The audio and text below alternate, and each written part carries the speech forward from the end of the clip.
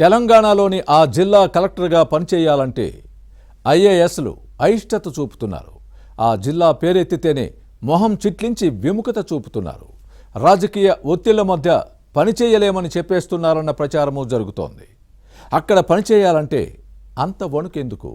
Political ప్రెజర్స్తోనే కలెక్టర్లు పాలన చేయలేకపోతున్నారా? అటు బీఆర్ఎస్ ఇటు కాంగ్రెస్ నేతల మధ్య జిల్లా పాలనాధికారులు నలిగిపోతున్నారా? ఇంతకీ ఐఏఎస్లను వణికిస్తున్న ఆ జిల్లా ఏది? పోస్టింగ్ అంటేనే నో అనే పరిస్థితి ఎందుకు వచ్చిందో ఇప్పుడు చూద్దాం. జిల్లా పాలనాధికారి కలెక్టర్. అధికార యంత్రాంగమంతా గుప్పెట్లో ఉంటుంది. జిల్లాకు కలెక్టర్గా పంపిస్తామంటే ఐఏఎస్లు జెట్ స్పీడ్తో వెళ్తామంటారు. ఆర్డర్స్ ఇవ్వడమే తర్వాయి. వెంటనే రిపోర్ట్ చేసి బాధ్యతలు తీసుకుంటారు. కానీ తెలంగాణలో కొన్ని జిల్లాల్లో కలెక్టర్గా పోస్టింగ్ అంటేనే వద్దు బాబోయ్ అనే పరిస్థితి ఉంది. అందులో ప్రధానంగా చెప్పుకోవాల్సింది సిరిసిల్ల జిల్లా.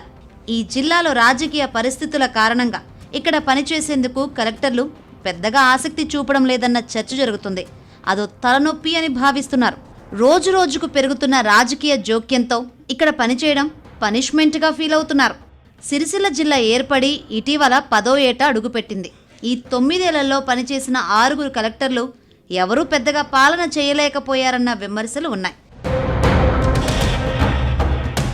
సిరిసిల్ల జిల్లాకు మొదటి కలెక్టర్గా పనిచేసిన కృష్ణ భాస్కర్ బీఆర్ఎస్కు అనుకూలంగా వ్యవహరించారన్న విమర్శలు ఉన్నాయి. ఇక్కడ నుంచి ప్రాతినిధ్యం వహిస్తున్న కేటీఆర్ చెప్పిన పనులు చేసుకుంటూ పోయారే గానీ ఐఏఎస్గా తనదైన ముద్ర వేయలేదన్న చర్చ జరిగింది. పైగా అనంతగిరి ప్రాజెక్టులో భూ నిర్వాసితుల పట్ల నిర్లక్ష్యంగా వ్యవహరించడంపై హైకోర్టు అప్పట్లోనే చివాట్లు పెట్టిన విషయాన్ని గుర్తుపెట్టుకోవాలి. ఇక కృష్ణ భాస్కర్ తర్వాత జిల్లా కలెక్టర్గా వచ్చిన వెంకట్రామిరెడ్డి కూడా పూర్తిగా బీఆర్ఎస్ కార్యకర్తలాగే పనిచేశారన్న విమర్శలు ఉన్నాయి. ఈయన పనిచేసింది కొద్ది కాలమే అయినా కేటీఆర్ గీసిన గీత దాటలేకపోయారు. ఆ తర్వాత బీఆర్ఎస్ తీసుకొని గులాబీ కండువా కప్పుకొని ప్రస్తుతం బీఆర్ఎస్ ఎమ్మెల్సీగా కూడా కొనసాగుతున్నారు. గత పార్లమెంట్ ఎన్నికల్లో మెదక్ నుంచి బీఆర్ఎస్ అభ్యర్థిగా పోటీ చేసి ఓడిపోయారు.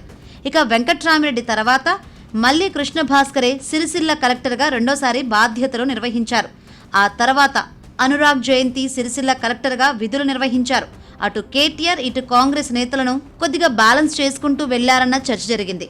అయితే కాంగ్రెస్ ప్రభుత్వం ఏర్పడిన తర్వాత వచ్చిన మరో ఐఏఎస్ సందీప్ కుమార్ ఝా కలెక్టర్తోనే అసలు సమస్య ఎదురైంది.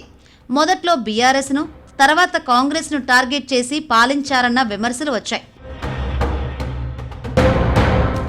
సందీప్ కుమార్ ఝా సిరిసిల్ల కలెక్టర్గా బాధ్యతలు చేపట్టిన తర్వాత మొదట్లో బీఆర్ఎస్ నేతల భూ కబ్జాలను బయటకు తీశారు. కోట్ల విలువైన భూములను ప్రభుత్వానికి అప్పగించారు. ఈయన దూకుడుకు బీఆర్ఎస్ నేతలే స్వచ్ఛందంగా ముందుకొచ్చి కబ్జా చేసిన భూములను ప్రభుత్వానికి ఇచ్చారంటే పరిస్థితి అర్థం చేసుకోవచ్చు.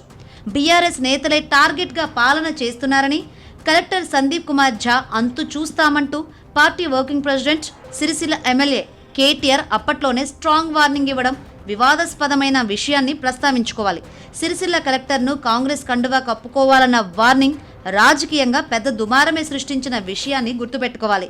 ఆ సమయంలో బీఆర్ఎస్ నేతలను కలెక్టర్ ఇబ్బందులు పెడుతుంటే కాంగ్రెస్ నేతలు జేజేలు కొట్టారు. అలా ఏడాది తిరిగిందో లేదో అదే కలెక్టర్ నుంచి ఈసారి కాంగ్రెస్కు ఇబ్బందులు ఎదురయ్యాయి. సిరిసిల్ల జిల్లా వేములవాడ ఎమ్మెల్యే ప్రభుత్వ విప్ ఆది శ్రీనివాసును సందీప్ కుమార్ ఝా ఇబ్బందులు పెట్టారన్న ఆరోపణలు వినిపించాయి.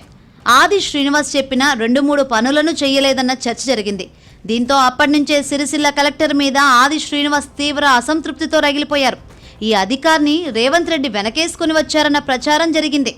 అందుకే సీఎంఓ అండా తనకు ఉందని సందీప్ కుమార్ ఝా జిల్లా అధికారులతో వ్యాఖ్యానించేవారని కలెక్టరేట్లో చర్చ జరిగింది. ఈ ఏడాది జూన్ 2న రాష్ట్ర ఆవిర్భావ వేడుకలు, సెప్టెంబర్ 17న తెలంగాణ విమోచన దినోత్సవంలో ప్రభుత్వ విప్ ఆది శ్రీనివాస్కు తగిన గౌరవం ఇవ్వలేదన్న చర్చ జరిగింది. దీంతో ఆది శ్రీనివాస్ నేరుగా రేవంత్ రెడ్డి దగ్గర కూర్చొని కలెక్టర్ను బదిలీ చేయించుకున్నారన్న చర్చ జరిగింది. సందీప్ కుమార్ ఝా తర్వాత తెలంగాణ సచివాలయంలో కార్యదర్శిగా పనిచేస్తున్న హరితను సిరిసిల్ల జిల్లా కలెక్టర్గా నియమించింది ప్రభుత్వం. కానీ కొద్ది రోజులకే సెలవుపై వెళ్లిపోయారు. గత నెలలోనే సెలవు పూర్తయినా విధుల్లో చేరేందుకు ఆసక్తి చూపించడం లేదు. సెక్రటరీగా పనిచేస్తున్న తనను సిరిసిల్ల జిల్లా కలెక్టర్గా నియమించడంపై అసంతృప్తి వ్యక్తం చేశారని కలెక్టరేట్లో వినిపిస్తుంది. పైగా పోయి సిరిసిల్ల ఇవ్వడంపై ఇబ్బంది పడినట్లు అధికారుల్లో చర్చ జరుగుతుంది.